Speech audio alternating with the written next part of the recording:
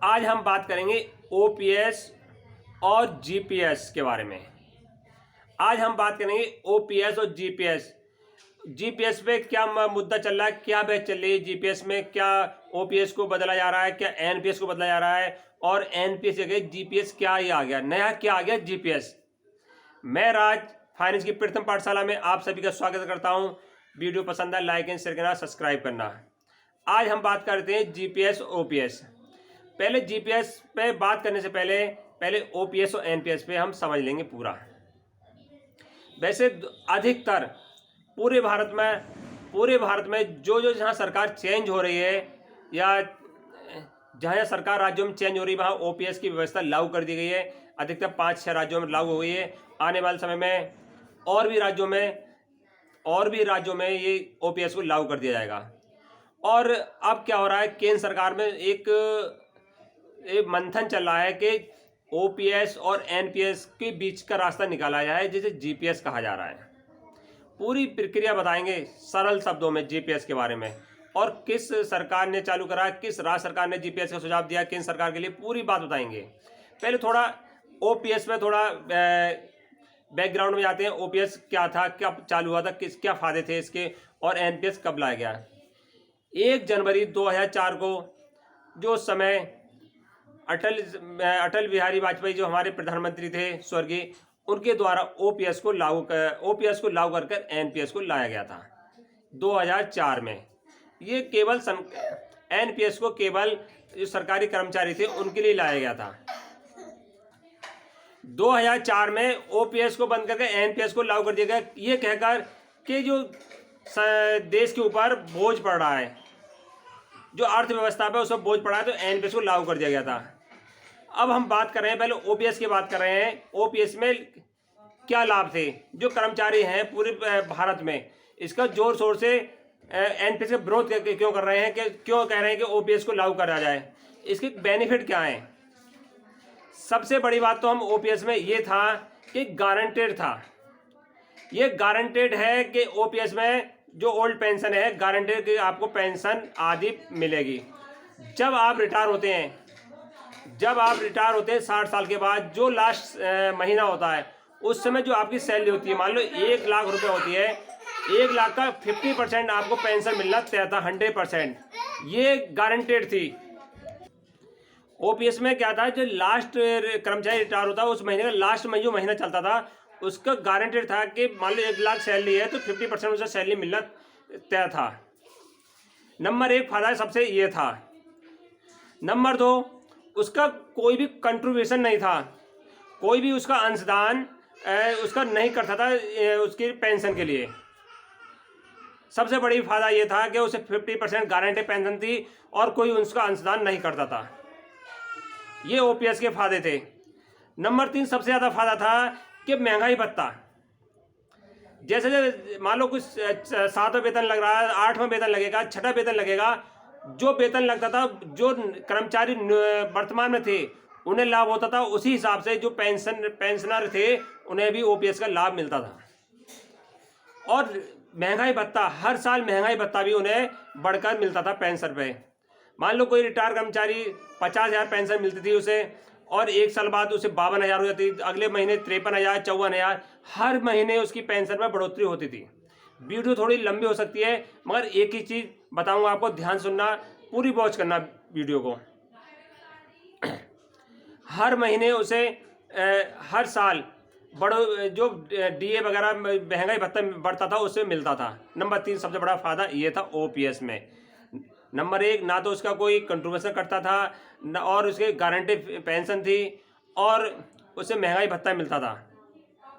ये बड़े फायदे थे ओल्ड पेंशन स्कीम में। इसीलिए क्या है, पूरे भारतवर्ष में सभी चाह रहे हैं कर्मचारी के ओपीएस को लागू कर दिया जाए। और ओपीएस का सबसे ज़्यादा फायदा क्या था कि जो 6वां वेतन, 7वां वेतन, जो कोई भी वेतन लगता था, उसे जो कर्मचारी थे उन्हें उसका भी लाभ मिलता था। सबसे बढ़िया बात, मान लो कोई कर्मचारी एक्सपायर भी हो जाता था, मान लो नौकरी के दौरान भी कोई एक कर्मचारी एक्सपायर हो गया, फिर उसकी परिवार की पत्नी थी या कोई बच्चे वगैरह रह जाते थे, उन्हें भी आधी पेंशन मिलती थी। ये ओपीएस के बड़े फायदे थे। कोई शेयर मार्केट में नहीं था कि शेयर मार्केट घटेगी बढ़ेगी, कुछ नहीं था। ये ओपीएस। अब बात कर लेते हैं जो एनपीएस लागी थी उसमें क्या फायदे थे, एनपीएस को क्यों लाया गया था। दोस्तों एनपीएस कोई भी फायदा नहीं था। एनपीएस को भाई सरकार के लिए अपना फायदा था। एनपीएस में क्या था, आपका कंट्रीब्यूशन आपका 10% काटा जाता था। आपका 10% कटता था, वही पैसा आपको 60 साल तक, जब तक आयु आपकी 60 साल नहीं होती थी तब तक आपको 10% आपको हर महीने देना पड़ेगा। जब आपकी आयु 60 साल हो गई तो उसका जो 60% था, मान लो आपका 60 साल में 1 लाख रुपया हुआ तो आपको कितना 60,000 पहले दे दिया और 40,000 आपको लास्ट में पेंशन को बांध दिया। 200 रुपये 300 रुपये हर महीने आपको मिलती रहेगी। ये है एनपीएस में।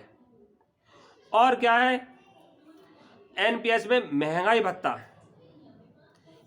भत्ता नहीं मिलता था। एनपीएस में कोई भी महंगाई भत्ता आपको नहीं मिलेगा। मान लो जो आप 7वें वेतन आयोग चल रहा है, 8 में लगेगा, 9 में लगेगा, 10 में लगेगा, उसका लाभ सरकारी कर्मचारी को 1% भी नहीं मिलेगा। ये एनपीएस के फायदे समझ लो या नुकसान समझ लो। एनपीएस पूरी शेयर मार्केट पर निर्भर है। मान लो आपको 40,000 रुपये आपको उसमें डाल दिया, आप उसके 1,000 महीना मिल रहा है, आपको 2,000 महीना मिल रहा है। गारंटेड नहीं है कि शेयर मार्केट डाउन हो गए तो आपको 500 रुपये मिल सकते हैं। पूरा टोटल शेयर मार्केट पे है, कोई फिक्स नहीं है। ओल्ड पेंशन में एक और लाभ बहुत बढ़िया था कि मान लो कोई कर्मचारी 5 साल सर्विस करता है या 10 साल का सर्विस करता है, जो उसके फैमिली मेंबर थे उन्हें क्या था, आधी पेंशन यानी जिंदगी भर मिलती थी चाहे। और एक और फायदा है ओल्ड पेंशन स्कीम को, जो कर्मचारी रिटायर हो गए, मान लो 5 साल रिटायर सर्विस करी, 10 साल करी, 20 साल करी, तो उन्हें पेंशन का पूरा लाभ मिलता था। एनपीएस में ऐसा नहीं है। एनपीएस में आपको 60 साल तक कंट्रीब्यूशन करना पड़ेगा, जब तक आपकी आयु नहीं होगी। 60 साल के बाद आपको पेंशन मिलना चालू होगी, उससे पहले एनपीएस पेंशन आपको नहीं मिलेगी। ये एनपीएस के लाभ हैं और पूरी शेयर मार्केट हिसाब से। और इसमें आपको पैसा पूरा आपका 10% कटेगा, सरकार उसमें देगी। जो आपका जो इकट्ठा होगा 60 साल बाद, उसको 60% आपको मिल जाएगा, 40% आपको पेंशन के रूप में मिलेगा।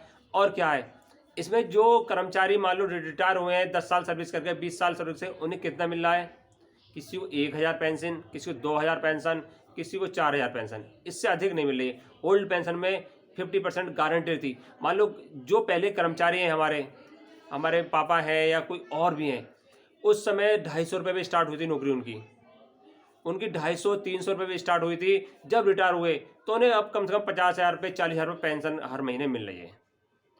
आपका कर्मचारी मान लो 1,00,000 रुपये पे अब इस समय पेंशन पे लागू लगा है, आने वाले समय में 10 लाख या 5 लाख जो भी उसकी मंथली इनकम होगी, कोई गारंटेड नहीं है उसे 2.5 लाख रुपये या 1 लाख रुपये पेंशन मिलेगी। शेयर मार्केट पे है। उस समय ओल्ड पेंशन में बड़े लाभ थे। अब बात कर लेते हैं, ये ओल्ड पेंशन एनपीएस को हमने बता दिया। अब क्या है कि सरकार अंदर खाने से सूचना मिली है या ज्ञात सूत्र बोलते हैं जो हमारे मीडिया है या जो हमारे केंद्र में कर्मचारी हैं, जो हमारे संगठन मंत्री हैं, वो बता रहे हैं कि जो सरकार है आंध्र प्रदेश की सरकार है, जगनमोहन रेड्डी जो मुख्यमंत्री है, उन्होंने सुझाव दिया केंद्र सरकार को। आंध्र प्रदेश के सरकार है, वहाँ के मुख्यमंत्री हैं जगनमोहन रेड्डी, उन्होंने केंद्र सरकार को सुझाव दिया है कि जीपीएस को लागू कर दिया जाए। जीपीएस ओपीएस की जगह और एनपीएस के बीच का रास्ता अपनाया जाए। आंध्र प्रदेश सरकार का ये सुझाव दिया है, जीपीएस यानी गारंटेड पेंशन स्कीम को लागू कर दिया जाए। ये उनका कहना है कि कर्मचारी को एक गारंटेड लिख के दे दिया जाएगा कि इतनी पेंशन उसे दी जाएगी, जिसे गारंटेड पेंशन मिलनी चाहिए। जीपीएस का जो वहाँ के मुख्यमंत्री हैं जगनमोहन रेड्डी, उन्होंने केंद्र सरकार से कहा है कि एनपीएस को चेंज कर ओपीएस को भी नहीं लाना है, एनपीएस को नहीं रखना है, उसकी जगह जीपीएस को लागू कर दिया जाए। उन्होंने कहा है कि एक स्कीम ऐसी लाई जाए, गारंटी कर्मचारियों को एक गारंटी दी जाए कि उन्हें फिक्स इतनी पेंशन मिलेगी। गारंटेड में क्या लाभ क्या हानियाँ, ये भी बात करें। जो सूत्र से प्राप्त जानकारी मिली है, उन्होंने कहा है कर्मचारी अगर 10% उसका कंट्रीब्यूशन कटता है तो वो सरकार 30% लिख के देगी कि आपको 30% पेंशन मिलेगी। मूल वेतन जो आपका वेतन होगा उस समय रिटायर होने पर तो आपको 30% मिलेगा, गारंटी लिख के देगी सरकार। अगर आप 14% कटाते हैं, अगर जो आपको मूल वेतन का 14% कटाते हैं, जब आप रिटायर होंगे तो 40% आपको एक शपथ पत्र, आपको प्रमाण पत्र दिया जाएगा कि आपको 40% मिलेगी। ये गारंटेड है।